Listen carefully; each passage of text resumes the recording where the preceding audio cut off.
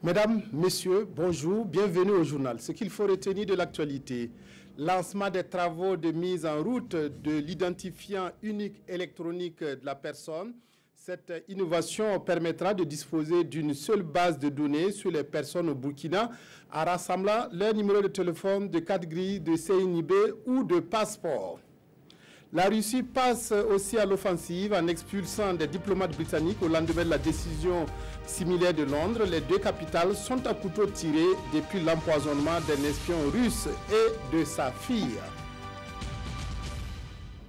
Mais tout d'abord, cette information sur une attaque qui a eu lieu ce matin au poste forestier de Nassougou, situé dans la commune de Matiakwali, dans la région de l'Est. Un agent des eaux et forêts a perdu la vie dans les échanges de tirs. D'autre part, un véhicule a été incendié par les assaillants qui sont arrivés à pied et qui ont pris la fuite. Les travaux devant aboutir à la mise en route de l'identifiant unique électronique de la personne au Burkina ont été lancés ce matin. Une rencontre permet de se pencher sur cette innovation de taille. Pendant 2 jours, une feuille de route précise et consensuelle devrait être dégagée. Alidou Badini, Frédéric Etienne Bassenga.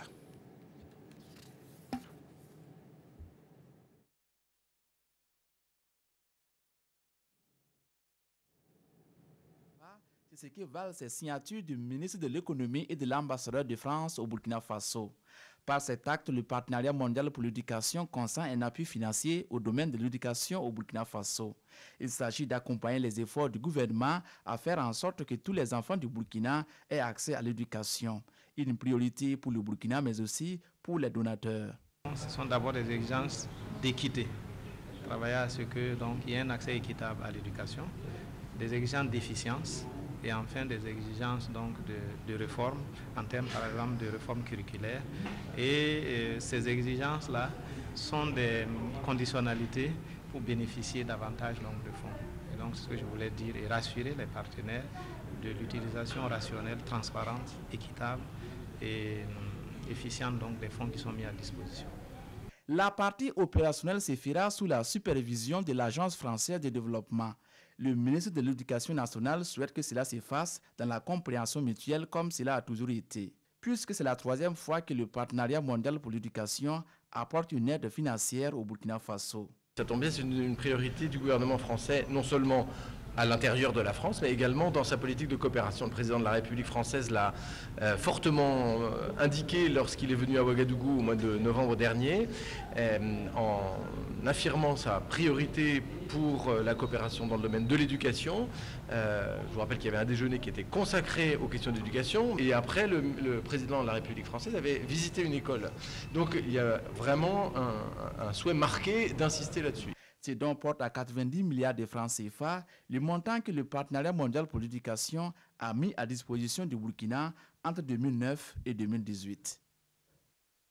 On attendait Ali Rubadini et Frédéric Etienne Bassenga. On a eu droit à Urbain Sommet et Pascal Canet qui nous ont proposé le reportage sur la signature ce matin d'une convention de financement entre le ministère de l'économie et l'Agence française de développement, l'AFD.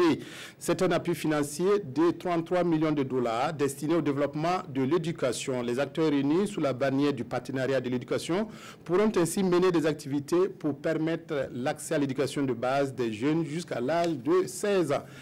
Maintenant, venons-en à cet atelier sur la mobilité urbaine qui s'est achevé hier. Des décisions ont sanctionné la rencontre qui se tenait à Ouagadougou. Décisions pour fluidifier la circulation dans les grandes villes. Les participants qui venaient d'ici et d'ailleurs ont adopté de nouvelles stratégies de gestion et de planification, ainsi des recommandations sur la réglementation de l'importation des motocycles, la construction de ralentisseurs de vitesse ou la réglementation de la circulation des tricycles ont été prises. Isaka Ouedraogo, Maxime Zongo. De nouvelles stratégies et de meilleures planifications dans la gestion de la circulation dans nos cités, en tout cas, des engagements forts et des recommandations fortes ont été pris pour que les usagers de la route dans nos grandes villes connaissent moins de misère dans leurs déplacements. Et nous avons retenu que Ouagadougou doit donner l'exemple. Ici, la pression est forte et les besoins sont clairs. Nous avons aussi arrêté le principe que pour pouvoir organiser les transports urbains dans nos villes, il faut se former, il faut des moyens. Et là encore, un plan a été créé ici pour permettre à la Banque mondiale et à l'ensemble de nos partenaires au développement de pouvoir renforcer les capacités des communes urbaines de notre pays dans la régulation et la gestion du transport urbain dans les villes. Avec l'appui des bailleurs de fonds qui ont activement pris part aux travaux, de nouvelles dispositions sont attendues dans la réglementation de la circulation. L'ambition est de minimiser les embouteillages, surtout à Ouagadougou, une ville caractérisée par le désordre dans l'occupation des espaces. Bientôt, vous allez voir des campagnes de sensibilisation où certains grands artères vont être dédiés à des sens uniques et alternatifs. Et très bientôt, nous allons également augmenter le nombre de voies bitumées. Si on dit à un camion, il y a des heures auxquelles on ne doit pas circuler, ce n'est pas la peine d'essayer. L'atelier de Ouagadougou, qui a réuni de nombreux acteurs intervenant dans le domaine, a connu la participation d'experts issus de plusieurs pays venus partager leur expérience. 2 jours durant, ils ont ainsi passé en revue les types de financement, examiné les différentes formes de gouvernance et élaboré une feuille de route que les responsables en charge de la question se sont engagés à traduire en action. C'est la fronde au sein des cotonculteurs de la zone de la Sofitex, mécontents des rendements de la campagne cotonnière écoulée. Les producteurs de coton ont exprimé leur dépit au cours d'une conférence de presse. Elle s'est tenue mardi dernier à Bobo de Lasso, où nous retrouvons Lamine Karantao et Rachid Savadogo. Baisse du rendement du coton dans la zone Sofitex. Pour ces producteurs, la véritable cause de cette campagne cotonnière peu fructueuse est la mauvaise qualité des intrants fournis. Autour d'une plateforme revendicative, ils attribuent la responsabilité à la Sofitex. Aujourd'hui, nous sommes convaincus que les intrants livrés par la Sofitex sont de qualité douteuse et impropre à la culture du coton. Depuis le retour du coton conventionnel, le ton ne cesse de monter au sein des cotonculteurs. Des pays comme le Ghana et le Nigeria étaient prêts à rentrer dans la culture du coton CGM, en s'appuyant sur l'exemple du Burkina Faso pour l'achat de la semence CGM, ce qui aurait pu nous apporter des milliards de francs ici au Burkina Faso.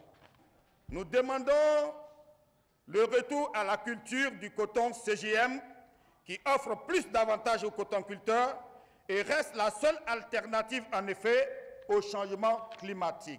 Pour sauver la filière selon ces frondeurs, il convient d'annuler les crédits relatifs aux intrants incriminés de la campagne cotonnière 2017-2018 et envisager le dédommagement des producteurs lésés à la hauteur des pertes subies. Il faut sauver le barrage de Lumbila, cri de cœur lancé par l'agence de l'eau du Nakabé. Et pour venir au secours de cette retenue d'eau située dans l'Oubritenga, un atelier s'est tenu hier à Zignaré. Le barrage de Lumbila se trouve dans une situation de dégradation due à la conjugaison de l'action de l'homme et de la nature. Reportage Issa Kafando, Oumar Zombré.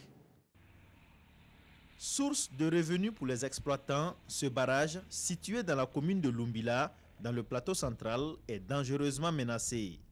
Une menace exacerbée à la fois par des actions anthropiques et climatiques. Et pour sauver cette retenue d'eau, les acteurs sont ici en réflexion. Ensemble, ils vont déterminer les causes de cette menace et essayer d'apporter une solution collégiale. Et nous avons été surpris de voir même au niveau même de la cuvette de la retenue d'eau, nous avons aperçu des bornes, des réalisations, même des constructions qui occupent anarchiquement la cuvette du barrage de Lumbila. Alors c'est pour dire qu'en plus des facteurs naturels que nous connaissons aujourd'hui, à savoir la raréfaction des pluies, il y a les facteurs humains qui vraiment dégradent sérieusement le barrage de Lumbila. Cette année, le niveau de remplissage du barrage est en deçà des attentes.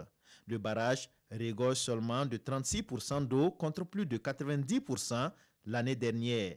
Et en de pareilles situations, il faut situer les priorités. Lorsqu'on a affaire à une situation de pénurie, de crise, il est indispensable de concerter, de discuter large pour prendre des décisions consensuelles pour préserver la ressource et surtout prioriser les usages qu'on ne peut pas laisser tomber.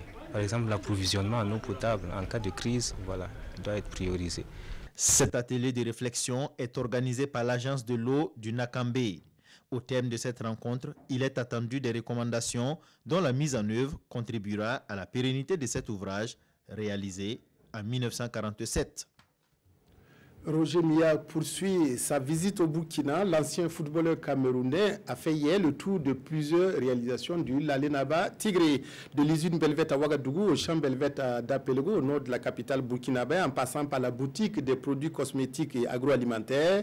Cette visite guidée a permis à Roger Milla de mesurer l'étendue du travail abattu par le promoteur du Jatrofa et du Mougoubine. Reportage Ali Rubadini, Draman Guéné.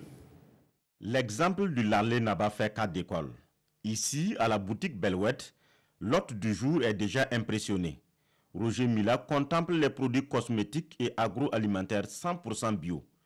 La visite guidée conduit ensuite l'ancienne gloire du football camerounais dans l'usine Belvette dans la zone industrielle de Kosodo. Une usine bâtie sur 9 hectares dont les différents compartiments sont expliqués aux partenaires camerounais. Pour finir le périple, le Lalenaba conduit son visiteur sur son périmètre de Dapelgo à 46 km de Ouagadougou. De la ferme à volailles, en passant par les ruminants, jusqu'au champ de contre-saison, c'est une véritable chaîne de production qui donne des idées aux visiteurs. J'ai appris beaucoup dans les télévisions, dans les radios, ce que Sa Majesté faisait ici au Burkina. Et je pense que c'est la même chose que j'essaie de faire avec ma fondation, avec peu de moyens. Donc je me suis quand même dit, en venant ici au Burkina, pourquoi ne pas le rencontrer et mettre en place un partenariat ou une structure qui puisse aussi au Cameroun faire une avance dans ce domaine d'agriculture. Je pense que ce que je viens de voir ici est extraordinaire. Des produits bio, ça ne court plus les rues. Et le marché s'ouvre à l'international. C'est donc de nouveaux défis qui se présentent à l'agrobusinessman. Dans quelques semaines, nous allons faire le moringa en infusion. Et cela est déjà demandé en Côte d'Ivoire, demandé au Ghana, et Roger Milla vient de le dire, que même au Cameroun, et ça lui fera plaisir d'avoir le thé Palm Tigré du Burkina Faso. Ce qui est encore impressionnant pour l'ambassadeur itinérant du président camerounais Paul Biya, c'est cette chaîne de production qui offre de l'emploi à plusieurs milliers de personnes. Des producteurs dans les champs, jusqu'aux agents commerciaux dans la boutique, en passant par les employés de l'usine, ce sont des travailleurs permanents et saisonniers qui reçoivent des félicitations de l'ancien footballeur.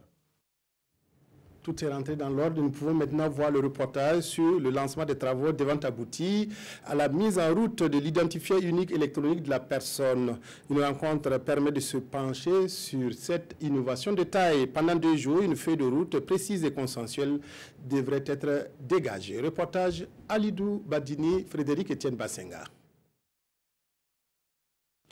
Ils sont issus de plusieurs couches de la société. Ils ont une ambition commune: jeter les bases de la mise en place d'un identifiant unique électronique de la personne au Burkina Faso. Pour y arriver, ils se donnent 2 jours pour disséquer les expériences des pays en avance sur la question, avec à la clé un schéma précis et consensuel de la mise en route de l'identifiant unique. La création tout azimut d'identifiants dans plusieurs secteurs, notamment les données d'identité nationale, les numéros sur les CNIB, sur les passeports que nous détenons, les numéros matricules des fonctionnaires de l'administration et des employés du privé, les numéros sur les titres de transport, je veux parler des cartes grises, des permis de conduire, les numéros sur les carnets de santé, sur nos cartes de sécurité sociale, nos comptes bancaires, nos numéros de téléphone, et bien d'autres, en tout cas ces numéros épars, ne sont pas de nature à faciliter la gestion des bases de données et mieux encore le croisement de ces bases de données. Et c'est tout l'intérêt de la mise en place de l'identifiant unique qui nous permettra de centraliser via une seule base de données l'ensemble des éléments d'identification des résidents et passagers. Vanté pour ses fonctions juridiques, statistiques et administratives, l'identifiant selon les promoteurs va constituer le socle de toutes les politiques qui visent le développement. Et à cet effet, le gouvernement attend beaucoup de ces travaux. Le gouvernement attache du prix à la sécurité de la population, à la bonne gouvernance et à l'état de droit. Nous entendons utiliser cet identifiant unique pour renforcer la citoyenneté, asseoir un jeu démocratique équitable, accroître l'efficacité de l'État en matière de gouvernance, de prospective et de planification du développement. Les expériences qui seront analysées par les participants pour sortir le schéma de la mise en place de l'identifiant unique sont celles de l'Inde, de l'Estonie et du Rwanda. Séjour à Gawa dans le sud-ouest du nouveau directeur général de la RTB, Pascal Yembouani Tombiano, a rencontré à cette occasion les agents de la RTB2 afin de recueillir leurs préoccupations. Les échanges ont aussi porté sur la télévision numérique terrestre qui ouvre une ère d'une âpre concurrence, d'où la nécessité de redoubler d'ardeur pour relever les défis. Oumarou Sagnon, Dimitri Badini. Le nouveau directeur général de la RTB dans la cité de Bafougi, à Gawa, Pascal Yembouani Tombiano dit être venu s'imprégner du fonctionnement de la RTB2. Des échanges directs avec le personnel de Gawa qui ont permis au directeur général et son staff de recueillir les préoccupations des agents, entre autres, le nombre réduit des travailleurs, la défaillance du matériel technique. Concernant les questions de matériel, les questions de ressources humaines, on a des effectifs assez réduits à Gawa, alors que l'équipe est obligée de faire et la radio et la télévision. Donc nous avons pris bonne note de toutes ces préoccupations-là et les différents responsables qui m'accompagnent vont regarder tout ça. Nous avons eu un feedback assez intéressant et nous sommes en tout cas convaincu que dans les mois qui viennent, en tout cas un certain nombre de dossiers vont évoluer très rapidement. Et à l'aide de la télévision numérique terrestre, le premier responsable de la RTB a surtout interpellé le personnel à plus d'abnégation dans le travail afin de faire face à la concurrence. Nous sommes à une étape charnière de l'audiovisuel public au Burkina avec l'avènement de la TNT, avec également la concurrence qui se fait rude et qui doit amener nos agents à beaucoup plus de professionnalisme et notamment dans la production des contenus pour proposer donc aux téléspectateurs, aux auditeurs une grille de programmes attrayante. Seuls les contenus qui se font de manière professionnelle pourront attirer aussi bien les téléspectateurs que les annonceurs. Du reste, Pascal Yembouani Tombiano dit compter sur l'ensemble des agents pour pouvoir relever les défis qui s'imposent à lui. Cette visite du directeur général constitue sa première sortie vers les structures déconcentrées de la RTB depuis son installation. Une banale histoire d'empoisonnement d'un espion qui se transforme en une affaire d'État. La Grande-Bretagne a mis en exécution ses menaces de sanctions contre la Russie après l'expiration de son ultimatum. 23 diplomates russes ont été priés de plier bagages et de quitter la perfide Albion. En outre, le pays de Sa Majesté n'enverra aucun officiel à la Coupe du Monde en juin prochain. Moscou a annoncé de son côté l'expulsion de diplomates britanniques. Moscou qualifie d'absurde et d'irresponsable les sanctions prises par Londres en représailles à l'empoisonnement de l'ex-espion Sergei Skripal. Ce mercredi, la première ministre britannique Theresa May a annoncé que 23 diplomates russes accrédités au Royaume-Uni allaient être expulsés. Ils ont une semaine pour quitter le territoire, mais le Kremlin ne compte pas en rester là et devrait à son tour expulser des diplomates britanniques. Nous préparons des mesures de riposte. Elles sont en cours d'élaboration et seront prises très prochainement. Londres n'a toujours pas fourni à la Russie le moindre détail, la moindre information qui pourrait apporter un peu de lumière sur ce qui s'est passé. Moscou réclame l'envoi d'un échantillon de la substance utilisée à Salisbury le 4 mars dernier. Selon Londres, il s'agit de Novichok, un poison mis au point par l'Union soviétique dans les années 70 et 80. Les victimes de cet agent innervant, Sergei Skripal et sa fille, sont toujours hospitalisés dans un état grave. La course-poursuite entre les éléments de la BAC et des délinquants dans le quartier Karpala de Ouagadougou à la une des journaux de ce jeudi. Autre fait de l'actualité, le report du procès des présumés djihadistes au Sénégal. La revue de presse avec Toboum Evelyne Dabiré. lutte contre l'insécurité à Ouagadougou, la brigade anticriminalité a mis la main sur un individu armé, informe le pays, qui publie un communiqué de la police nationale relatant les faits. Et dans ce communiqué que l'on peut lire aussi dans Sidoya, la brigade anticriminalité en patrouille de sécurisation dans le quartier Karpala de Ouagadougou est tombée dans la nuit du 13 au 14 mars sur 2 individus arrêtés au pied d'une moto aux environs de 23 heures. À la lutte contre l'insécurité à Ouagadougou, la brigade anticriminalité a mis la main sur un individu armé, informe le pays, qui publie un communiqué de la police nationale relatant les faits. Et dans ce communiqué que l'on peut lire aussi dans Sidoya, la brigade anticriminalité en patrouille de sécurisation dans le quartier Karpala de Ouagadougou est tombée. Voilà, rien ne va plus. C'est la fin de cette édition. Vous retrouverez Evelyne Dabiré ce soir pour une revue de presse plus complète. Merci de votre aimable attention à la RTV. Excellent après-midi à toutes et à tous.